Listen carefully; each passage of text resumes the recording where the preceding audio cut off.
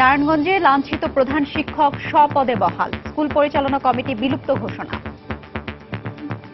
নিন্দা জানাচ্ছি, ঘৃণা জানাচ্ছি এবং এই বিষয়ে আমরা বলবো যে এটা একটা খুবই ঘৃণ্য কাজ, যা কখনো সংগঠিত হতে পারে না এবং কখনো কারোর কাছে গ্রহণযোগ্য হয় না। লাঞ্ছিত করেছিলেন এমপি নিজেই, বললেন শ্যামল কান্তি, ক্ষমা চাইবেন না সেলিম ওসমান। আমি এই কারণে ক্ষমা চাইব না। উনি বলে থাকেন সম্পূর্ণ মিথ্যা এবং ওনাকে নিজেকে সেভ করার জন্য এই কথা বলেছেন। সারা দেশে শিক্ষকদের মানববন্ধন, দোষীদের শাস্তি দাবি। আমরা গোটা জাতির সাথে আমরা অত্যন্ত লজ্জিত, আমরা ক্ষুব্ধ, আমরা হতাশ। অত্যন্ত দুঃখজনক এবং আমি মনে করি যে এই সাংসদের যদি একটা দৃষ্টান্তমূলক শাস্তি দেওয়া না হয় আমাদের দেশের আইনে, তাহলে আমরা একটা অত্যন্ত খারাপ দিকে টার্ন নিচ্ছি। দেখছিলেন প্রধান শিরোনাম। সন্ধ্যার সময় আপনাদের সঙ্গে আছে আমি রঞ্জন শুভ্র এবং আমি হাফসাতুন্নেসা।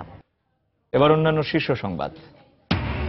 ঘূর্ণিঝড় রোয়ানুর প্রভাবে বঙ্গোপসাগর উত্তাল, কক্সবাজার উপকূল সহ সমুদ্র বন্দরগুলোতে 4 নম্বর সতর্ক সংকেত। বুলগেরিয়ায় উইমেন লিডার্স ফোরামে বাংলাদেশের নারীর ক্ষমতায়নের অগ্রগতি তুলে ধরলেন প্রধানমন্ত্রী। বললেন, সম অধিকার প্রতিষ্ঠায় আগামীতে সব বাধা দূর করা হবে। জিয়া চ্যারিটেবল ট্রাস্ট দুর্নীতি মামলায় 2রা জুন বেগম জিয়াকে হাজিরের নির্দেশ আদালতের, উপস্থিত না হলে জারি হবে গ্রেফতারি পরোয়ানা। এবং প্যারিস থেকে কায়রো যাওয়ার পথে 66 যাত্রী ও ক্রু নিয়ে ইজিপ্ট এয়ারের বিমান বিধ্বস্ত, সব আরোহীর মৃত্যুর আশঙ্কা।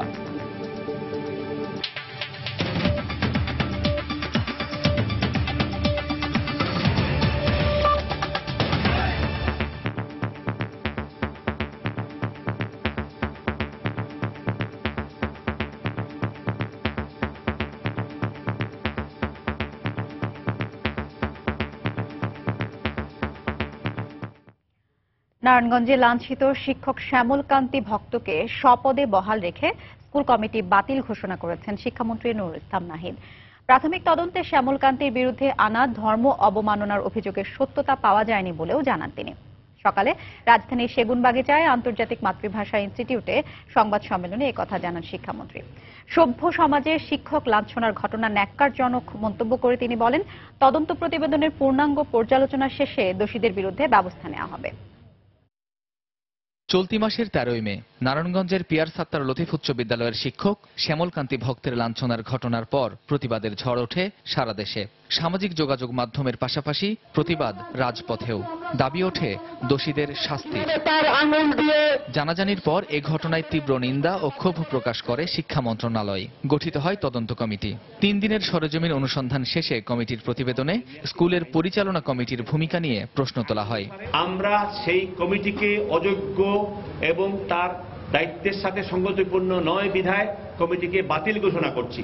তদস্থলে নারায়ণগঞ্জ জেলার ডিসির নেতৃত্বে আমরা কমিটি করে দিচ্ছি। সেখানে প্রধান শিক্ষককে বরখাস্ত করার যে সিদ্ধান্ত নেওয়া হয়েছে সেই সিদ্ধান্তকেই আমরা বাতিল ঘোষণা করছি।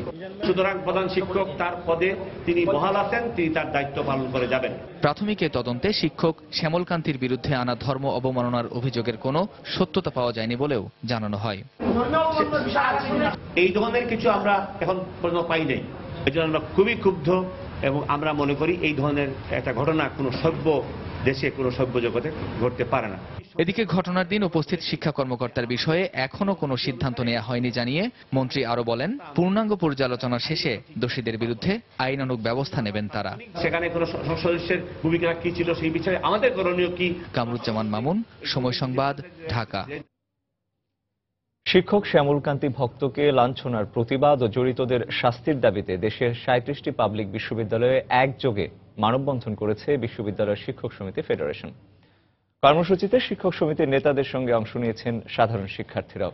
মানববন্ধন থেকে অভিযুক্তের বিরুদ্ধে শাস্তিমূলক ব্যবস্থা নেওয়ার দাবি জানান বক্তারা। ব্যুরো প্রতিবেদক ও জেলা প্রতিনিধিদের পাঠানো তথ্য ছবি নিয়ে শেখ জায়েদের রিপোর্ট। বৃহস্পতিবার সকাল 11টা থেকে ঢাকা বিশ্ববিদ্যালয়ের অপরাজেয় বাংলার পাদদেশে ঘণ্টাব্যাপী মানববন্ধন করেন শিক্ষকরা। এতে বাংলাদেশ বিশ্ববিদ্যালয় শিক্ষক ফেডারেশন ও ঢাকা বিশ্ববিদ্যালয় শিক্ষক সমিতির নেতৃবৃন্দ ছাড়াও বিভিন্ন বিভাগের শিক্ষকরা অংশ নেন। মানববন্ধন থেকে সংসদ সদস্য সেলিম ওসমানের বিরুদ্ধে শাস্তিমূলক ব্যবস্থা নেয়ার দাবি জানান তারা। সরকারের কাছে আহ্বান জানাই, কোনো কালক্ষেপণ না করে তার বিরুদ্ধে ব্যবস্থা নেওয়া হোক। কেন্দ্রীয় কর্মসূচির অংশ হিসেবে সিলেট শাহজালাল বিজ্ঞান ও প্রযুক্তি বিশ্ববিদ্যালয়েও ক্লাস ছেড়ে পথে নেমে এসেছিলেন শিক্ষক ও সাধারণ শিক্ষার্থীরা। হাতে হাত রেখে মানববন্ধন করেন তারা। প্রতিবাদ জানান শিক্ষক লাঞ্ছনার। দাবি জানান দোষীদের দৃষ্টান্তমূলক শাস্তির। এটা অত্যন্ত দুঃখজনক এবং আমি মনে করি যে এই সাংসদের যদি একটা দৃষ্টান্তমূলক শাস্তি দেওয়া না হয় আমাদের দেশের আইনে, তাহলে আমরা একটা অত্যন্ত খারাপ দিকে টার্ন নিচ্ছি। এদিকে বরিশালে বৃষ্টি উপেক্ষা করে প্রতিবাদ কর্মসূচি পালন করেছেন শিক্ষকরা। বৃষ্টির কারণে রাস্তায় নামতে না পারলেও প্রশাসনিক ভবনের সামনে কর্মসূচি পালন করেন তারা। একই পরিস্থিতি ছিল খুলনাতেও। বিশ্ববিদ্যালয়ের ক্যাম্পাসের অদম্য বাংলা চত্বরে আর কত লজ্জায় এ জাতি হবে লজ্জিত স্লোগান সম্বলিত ব্যানার নিয়ে মানববন্ধন করেন বিশ্ববিদ্যালয়ের বিভিন্ন বিভাগের শিক্ষকরা। এ সময় কর্মসূচি থেকে শ্যামলকান্তি ভক্তকে লাঞ্ছনার ঘটনায় জড়িতদের দ্রুত আইনের আওতায় আনার দাবি জানানো হয়। এই নির্যাতন কোনোভাবেই শিক্ষক সমাজের একজন সদস্য হিসেবে আমরা মেনে নিতে পারছি না।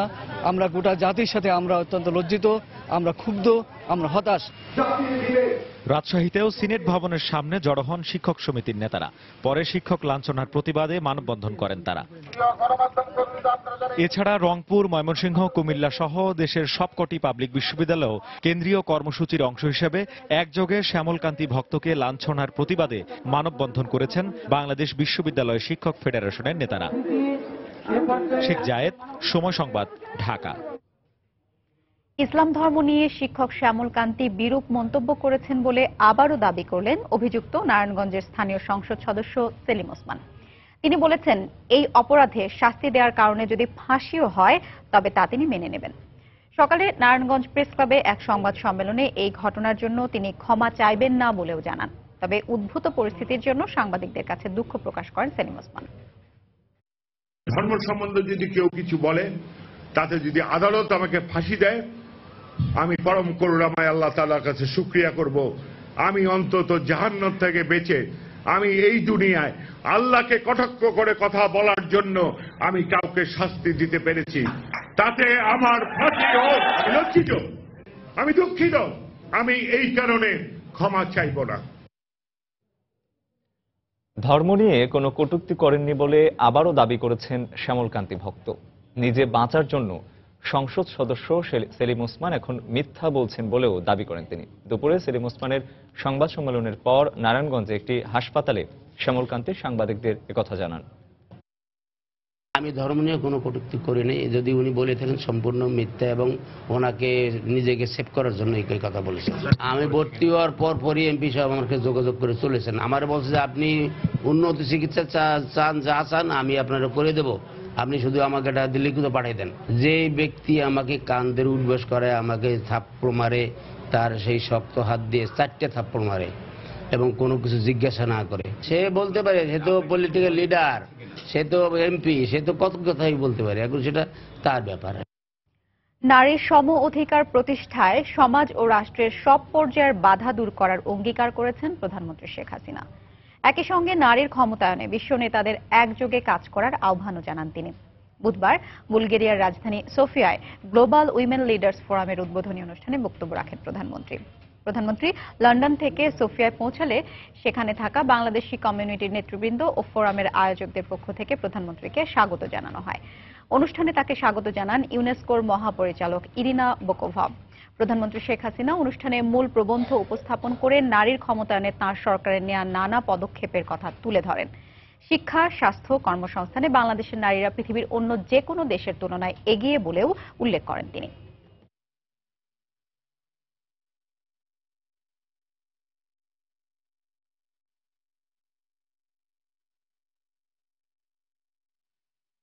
I firmly believe that only through concerted efforts আমি দৃঢ়ভাবে বিশ্বাস করি জাতীয় ও আন্তর্জাতিক পর্যায়ে বিশ্ব নেতারা একযোগে কাজ করলে আমরা আমাদের লক্ষ্য অর্জনে সক্ষম হব। এক্ষেত্রে আমাদেরকে নারীদের জন্য কাজের সুষ্ঠু পরিবেশ নিশ্চিত করতে হবে, বিভিন্ন বিষয়ে তাদের দক্ষতা বৃদ্ধি করতে হবে, শিক্ষার সুযোগ বাড়াতে হবে এবং সর্বোপরি নারীদেরকে সামাজিক পরিবর্তনের চালিকা শক্তি হিসেবে তৈরি করতে হবে। আমরা এমন একটি পৃথিবী চাই যেখানে নারী পুরুষ সবাই মর্যাদার সঙ্গে বসবাস করতে পারবেন।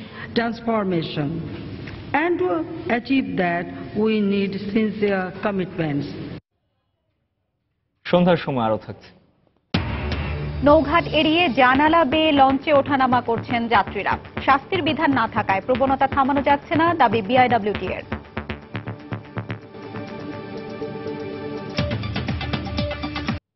রোয়ানু ঘূর্ণিঝড়ের আশঙ্কায় চট্টগ্রাম, মংলা ও পায়রা সমুদ্র বন্দর এবং কক্সবাজার উপকূলীয় এলাকায় 4 নম্বর স্থানীয় সতর্কতা সংকেত জারি করেছে আবহাওয়া অফিস। বিকেলে রাজধানীর আগারগাঁওয়ের আবহাওয়া অফিসে সাংবাদিকদের একথা জানান আবহাওয়াবিদ তাসলিমা ইমাম। তিনি বলেন, 48 ঘন্টার মধ্যে রাজধানী সহ সারা দেশে ভারী বৃষ্টিপাতের আশঙ্কা রয়েছে। এই ঝড়টা এখন কিছুটা উত্তর পূর্ব দিকে সামনের দিকে আগাচ্ছে।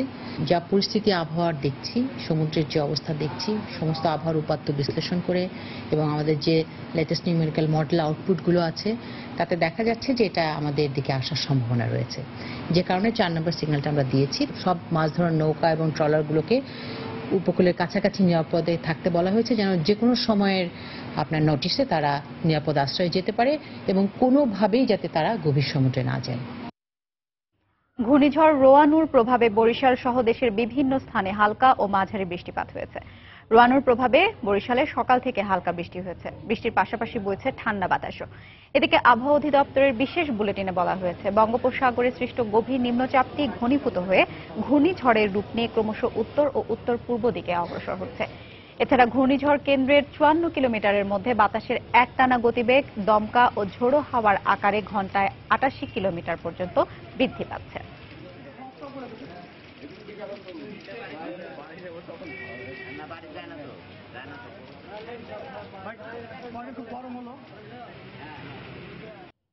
জিয়া চ্যারিটেবল ট্রাস্ট দুর্নীতি মামলায় 2রা জুন বেগম খালেদা জিয়াকে হাজিরের নির্দেশ দিয়েছেন আদালত। ওই দিন উচ্চ আদালতের কোনো নির্দেশনা ছাড়া অনুপস্থিত থাকলে তার বিরুদ্ধে গ্রেপ্তারি পরোয়ানা জারি করা হবে বলে তার আইনজীবীদের জানিয়ে দিয়েছেন বিচারক আবু আহমদ জমাদার। বেগম জিয়ার অনুপস্থিতিতেই সকালে রাজধানীর বকশীবাজারে স্থাপিত অস্থায়ী বিশেষ জজ আদালতে শুরু হয় জিয়া চ্যারিটেবল ট্রাস্ট দুর্নীতি মামলার এদিনের কার্যক্রম। শুরুতেই স্বাস্থ্যগত কারণে বেগম জিয়া আদালতে আসতে পারেননি বলে আদালতকে অবহিত করেন তার আইনজীবীরা। এ নিয়ে তুমুল আপত্তি তোলেন দুদকের পক্ষের আইনজীবীরা। দুই পক্ষের আইনজীবীদের যুক্তিতর্ক উপস্থাপন শেষে পরবর্তী দিন নির্ধারণ করেন আদালত। পরে জিয়া অরফানেজ ট্রাস্ট মামলায় বিএনপির সিনিয়র ভাইস চেয়ারম্যান তারেক রহমানের পক্ষে সাক্ষীদের জেরা করেন আইনজীবীরা। আগামী 26 মে এই মামলার পরবর্তী শুনানির দিন নির্ধারণ করা হয়েছে।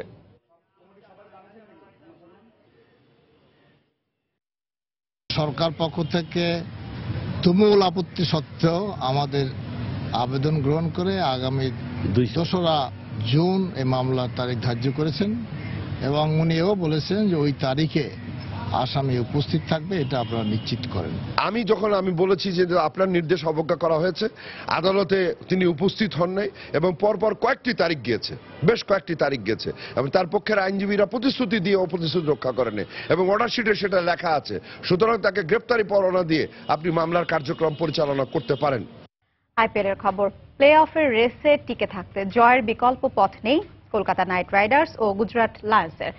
এমন সমীকরণ সামনে রেখে সুরেশ রায়নার গুজরাটের বিপক্ষে মাঠে নামবে কেকেআর। কানপুরে 2 দলের ম্যাচটি শুরু হবে বাংলাদেশ সময় আজ রাত 8:30টায়। 12 ম্যাচে সমান 14 পয়েন্ট কলকাতা ও গুজরাটের। গ্রুপ পর্বে বাকি আর 2টি ম্যাচ, তাই প্লে অফের সম্ভাবনা বাঁচিয়ে রাখতে এ ম্যাচে জিততেই হবে সাকিবের কলকাতাকে। একই লক্ষ্য থাকবে গুজরাট লায়ন্সের, কেননা পয়েন্ট টেবিলে 5 নম্বরে থাকা দলেরও সম্ভাবনা আছে প্লে অফ খেলার। এর আগে আসরের প্রথম দেখায় গুজরাটকে হারিয়েছিল সাকিবের কলকাতা। সেই স্মৃতি এ ম্যাচেও রোমন্থন করতে চাইবে গম্ভীরের দল। তবে কলকাতার হয়ে দুর্দান্ত পারফরমেন্স করা অলরাউন্ডার আন্দ্রে রাসেল এ ম্যাচ খেলতে পারবেন না ইনজুরির কারণে। এমন খবর কিছুটা হলেও স্বস্তি দিচ্ছে গুজরাটকে। আগের ম্যাচে বেঙ্গালুরুর কাছে বাজে হার ভুলে ম্যাককালাম ফিঞ্চরা চাইবে ঘরের মাঠে গুজরাটের প্রত্যাশা পূরণ করতে।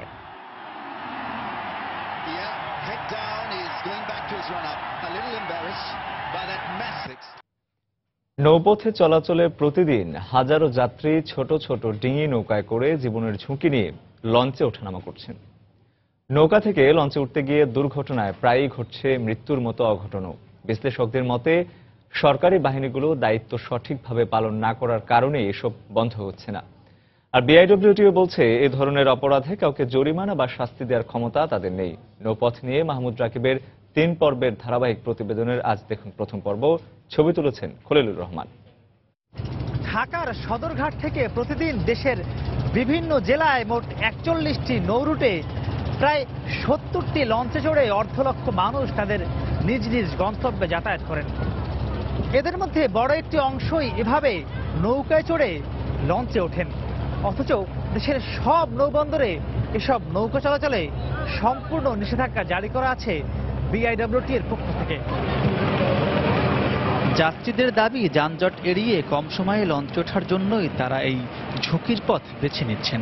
অথচ এসব যাত্রীদের অনেকেই সাঁতার জানেন না বলেও তারা স্বীকার করছেন। তাই মাঝে মাঝেই নৌকা ডুবে মৃত্যুর ঘটনাও ঘটছে এসব নৌবন্দরে। আসাটা আমাকে রিস্ক হয়ে গেছে, ভুলেই গেছে, একটু তাড়াহুড়ো আছে তাই জন্য আসবি, নাহলে উপরের দিকেই আসতাম। বাচ্চা নিয়ে আরো ভয় লাগছে বেশি। পড়ে গেলে সাঁতার তো জানি না, অবশ্যই মৃত্যুর মুখে টলে পড়তাম। এদিকে যাত্রী তোলার জন্য এক ঘাট থেকে অন্য ঘাটে ভিড়তেই লঞ্চগুলোতে কে কার আগে উঠতে পারে তার প্রতিযোগিতা লেগে যায়। এতেও বিভিন্ন সময়ে মর্মান্তিক দুর্ঘটনা ঘটে। টপকাই উঠতে হয়েছে, ওঠার সিঁড়ি ছিল না, ডিসিপ্লিন নেই, মানে একজনের গাড়ির উপর একজন ধাক্কা লেগে পড়ে গেছে। অনেক ভিড় হয়েছে, এটা আমার দেখেন লগই 1 মিনিটও না, এর মধ্যে বাচ্চা বাজাই পড়ছে। কারণ আমার বাচ্চাটা দাঁড়াইতেই পারে না। নৌপুলিশ সংকট ও শাস্তির বিধান না থাকার কারণেই এসব বন্ধ হচ্ছে না বলে দাবি বিআইডব্লিউটির। আর বিশ্লেষকরা বলছেন সরকারি বাহিনীগুলোর মধ্যে যাত্রী সেবার মনোভাব না থাকার জন্যই ঝুঁকিপূর্ণ ওঠানামা বন্ধ হচ্ছে না। সরকারের পক্ষ থেকে এই দৃষ্টান্তমূলক কোনো শাস্তির ব্যবস্থা এখনো পর্যন্ত নেওয়া হয়নি, যার কারণে এই অনিয়মগুলো বন্ধ হচ্ছে না। লঞ্চের আশপাশে কেউ নৌকা পরিচালনা করতে পারবে না, এই ধরনের আইন আছে, কিন্তু তার শাস্তি কি হবে সেটা বলা নাই। জরিমানা করতে পারি না, এটা আমাদের নির্বাহী ম্যাজিস্ট্রেট আছেন, উনি যখন আসেন তখন মোবাইল কোড হয়। বাংলাদেশ যাত্রী কল্যাণ সমিতির মতে প্রতি বছর শুধু ঢাকার সদরঘাট এলাকাতেই নৌকাডুবিতে 50 জনেরও বেশি যাত্রী মারা যাচ্ছেন। মাহমুদ রাকিব, সময় সংবাদ, ঢাকা। সন্ধ্যার সময় আরো থাকছে। পশ্চিমবঙ্গে আবারও একক সংখ্যাগরিষ্ঠতা পেল মমতার তৃণমূল। বিধানসভা নির্বাচনে 191টি আসনে জয়ী মমতাকে নরেন্দ্র মোদীর অভিনন্দন। এবং দেশব্যাপী শুরু হলো সুইমিং ট্যালেন্ট হান্ট প্রতিযোগিতা। অংশ নিচ্ছেন প্রায় 25,000 সাঁতারু।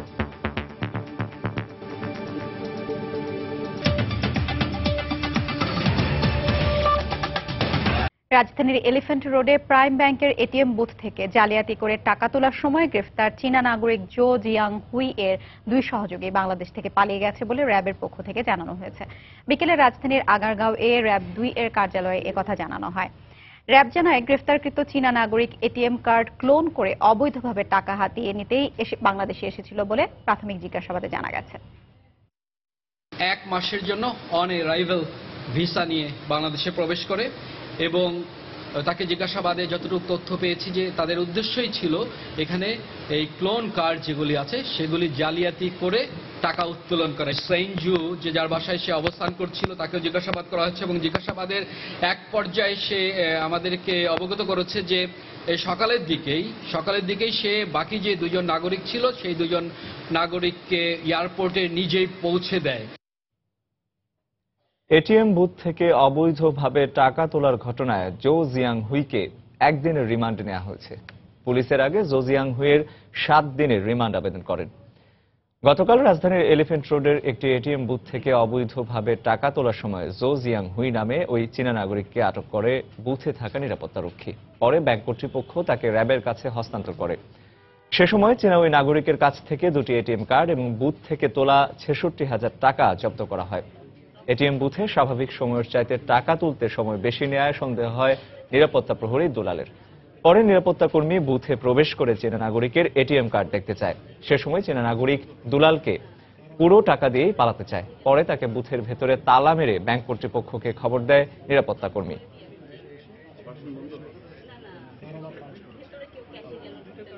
পশ্চিমবঙ্গে বিধানসভা নির্বাচনের প্রাথমিক ফলাফলে একক সংখ্যাগরিষ্ঠতা পেয়েছে মমতার তৃণমূল কংগ্রেস। 294 আসনের মধ্যে শেষ খবর পাওয়া পর্যন্ত 199টি আসনে জয় পেয়েছে ক্ষমতাসীন দলটি।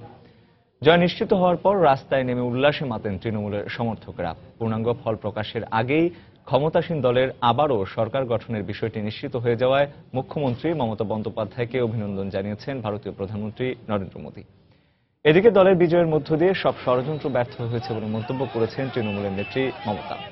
পশ্চিমবঙ্গের পাশাপাশি আসাম, তামিলনাড়ু, কেরালা ও পুদুচেরিতেও সকাল থেকে বিধানসভা নির্বাচনের ভোট গণনা চলে। আসাম বিধানসভার 126 আসনের মধ্যে শেষ খবর পাওয়া পর্যন্ত 76 আসনে জয় নিশ্চিত করে সংখ্যাগরিষ্ঠতা পেয়েছে কেন্দ্রের ক্ষমতাসীন দল বিজেপি। তামিলনাড়ুতে প্রাথমিক ফলাফলে এগিয়ে আছে রাজ্যের মুখ্যমন্ত্রী জয়ললিতার দল AIADMK। অন্যদিকে কেরালায় সংখ্যাগরিষ্ঠতা পেয়ে সরকার গঠন করতে যাচ্ছে সিপিএম নেতৃত্বাধীন LDF জোট এবং পুদুচেরিতে জয় পেয়েছে কংগ্রেস ও DMK জোট। প্যারিস থেকে কায়রো যাওয়ার পথে ইজিপ্ট এয়ারের নিখোঁজ বিমানটি ভূমধ্যসাগরে বিধ্বস্ত হয়েছে বলে মিশরের এভিয়েশন কর্মকর্তাদের বরাত দিয়ে জানিয়েছে বার্তা সংস্থা AP। তবে বিমানটির 56 জন যাত্রী এবং 10 জন ক্রুর পরিণতি সম্পর্কে এখনো জানা যায়নি। আশঙ্কা করা হচ্ছে যাত্রীদের কেউ আর বেঁচে নেই। ফরাসি প্রেসিডেন্ট ফ্রান্সোয়া ওলাদ এরই মধ্যে মিশরীয় প্রেসিডেন্ট সিসিকে উদ্ধার কাজে সাহায্যের প্রস্তাব জানিয়েছেন। ইজিপ্ট এয়ারের বিমান নিখোঁজ হওয়ার সংবাদ প্রকাশ হওয়ার পর থেকেই মিশরের বিমানবন্দরে ভিড় করতে শুরু করেছেন নিখোঁজদের পরিবারের সদস্যরা। বিমান কর্তৃপক্ষকে বারবার প্রশ্ন করেও পাচ্ছেন না প্রিয়জনের কোনো খবর। বুধবার প্যারিসের শার্লস দ্য গল বিমানবন্দর থেকে গন্তব্যস্থল কায়রোর পথে যাত্রা শুরু করে ইজিপ্ট এয়ারওয়েজের বিমান A320। কায়রো বিমানবন্দরে পৌঁছানোর মাত্র 20 মিনিট আগে রাত 2:45 রেডার থেকে হঠাৎ বিমানটির সংযোগ বিচ্ছিন্ন হয়ে যায়। মিশরের এভিয়েশন কর্মকর্তাদের বরাত দিয়ে বার্তা সংস্থা AP জানায় ভূমধ্যসাগরেই বিমানটি বিধ্বস্ত হয়েছে। এ সময় বিমানটিতে ছিলেন 56 জন যাত্রী এবং চালক সহ 10 জন ক্রু। বিমানের যাত্রীদের মধ্যে 15 জনই ফরাসি নাগরিক ছিলেন। ফরাসি প্রেসিডেন্ট ফ্রান্সোয়া ওলাদ মিশরীয় প্রেসিডেন্ট আব্দেল ফাতাহ আল সিসির সাথে উদ্ধার কাজের বিষয়ে ফোনে কথা বলেছেন। ফ্রান্সের পক্ষ থেকে উদ্ধার কাজে মিশরকে সাহায্য করারও প্রস্তাব দেওয়া হয়েছে। বিমানটি বিধ্বস্ত হয়েছে এটি নিশ্চিত, কিন্তু এর কারণ এখনো জানা যায়নি। আমরা এর মূল কারণ অনুসন্ধানের চেষ্টা চালাচ্ছি। আর মিশরের সরকারের পক্ষ থেকে জানানো হয়েছে বিমান বাহিনী এবং নৌবাহিনী বিধ্বস্ত বিমানটির খোঁজে সর্বোচ্চ চেষ্টা চালিয়ে যাচ্ছে। এদিকে এপি আরও জানিয়েছে নিখোঁজ হওয়ার 2 ঘন্টা পর রেডারে একটি অপরিচিত জরুরি সংকেত এসেছিল।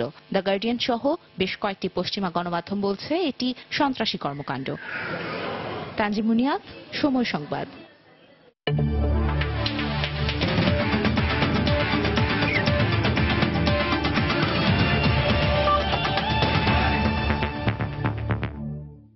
তৃণমূল পর্যায় থেকে প্রতিভা খুঁজে বের করার লক্ষ্যে শুরু হয়েছে ট্যালেন্ট হান্ট সেরা সাঁতারুর খোঁজে বাংলাদেশ। দুপুরে প্রতিযোগিতার উদ্বোধন করেন জনপ্রশাসন মন্ত্রণালয়ের মন্ত্রী সৈয়দ আশরাফুল ইসলাম। তিনি বলেন, দেশের প্রতিটি জেলায় সুইমিং কমপ্লেক্স তৈরি করা গেলে প্রতিভাবান হাজারো সাঁতারু খুঁজে পাবে বাংলাদেশ। অনুষ্ঠানে আরো উপস্থিত ছিলেন যুব ও ক্রীড়া প্রতিমন্ত্রী বীরেন শিকদার, সংসদ সদস্য জাহিদা হাসান রাসেল ও নৌবাহিনী প্রধান অ্যাডমিরাল নিজামুদ্দিন আহমেদ। নদীমাতৃক দেশ বাংলাদেশের আনাচে কানাচে লুকিয়ে আছে অনেক প্রতিভাবান সাঁতারু। তাদের প্রতিভা বিকাশের প্ল্যাটফর্ম গড়ে দিতেই বাংলাদেশ নৌবাহিনী আর সুইমিং ফেডারেশনের যৌথ উদ্যোগে দেশব্যাপী শুরু হয়েছে ট্যালেন্ট হান্ট সেরা সাঁতারুর খোঁজে বাংলাদেশ।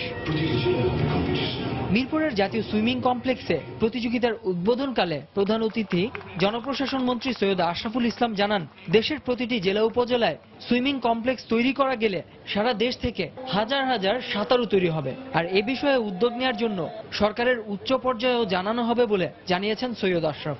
আমরা যদি সারা দেশে একটা প্রতিটা উপজেলায় এই ধরনের একটা সুইমিং কমপ্লেক্স আমরা করে দিতে পারি, তাহলে কিন্তু ইয়াং জেনারেশন সাঁতারও শিখবে এবং প্রতিযোগিতামূলক সাঁতারে অংশ নিতে পারে।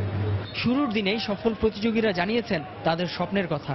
এই প্ল্যাটফর্ম থেকেই ভবিষ্যতে দেশের ব্রোজেন দাস, মাহফুজ আক্তার শিলার পাশাপাশি স্বপ্ন বিশ্বসেরা সাঁতারু মাইকেল ফেলপস হবার। শিলা, উনাকে যতটা মানুষ ফলো করে, উনাকে যত কেয়ার করে, তার থেকে বেশি যেন আমাকে করে। সাঁতারে আমি ভালো খেলতে চাই, বাইরের দেশে যেতে চাই।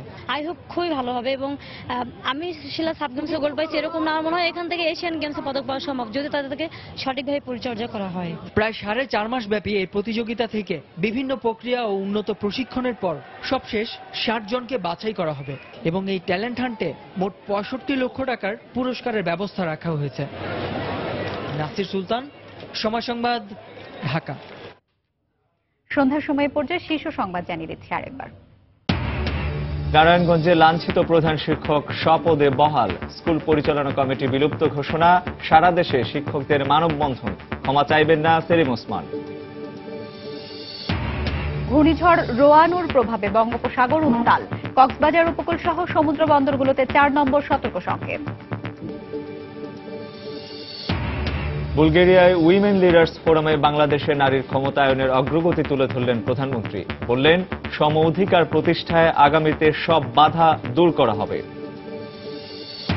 জিয়া চ্যারিটেবল ট্রাস্ট দুর্নীতি মামলায় 2রা জুন বেগম জিয়াকে হাজিরের নির্দেশ আদালতের, উপস্থিত না হলে জারি হবে গ্রেফতারি পরোয়ানা। এবং প্যারিস থেকে কায়রো যাওয়ার পথে 66 যাত্রী ও ক্রু নিয়ে ইজিপ্ট এয়ারের বিমান বিধ্বস্ত, সব আরোহীর মৃত্যুর আশঙ্কা। এ ছিল সন্ধ্যার সময়। যে কোনো খবর পেতে ভিজিট করুন সময়নিউজ.tv। সঙ্গে থাকুন সময়।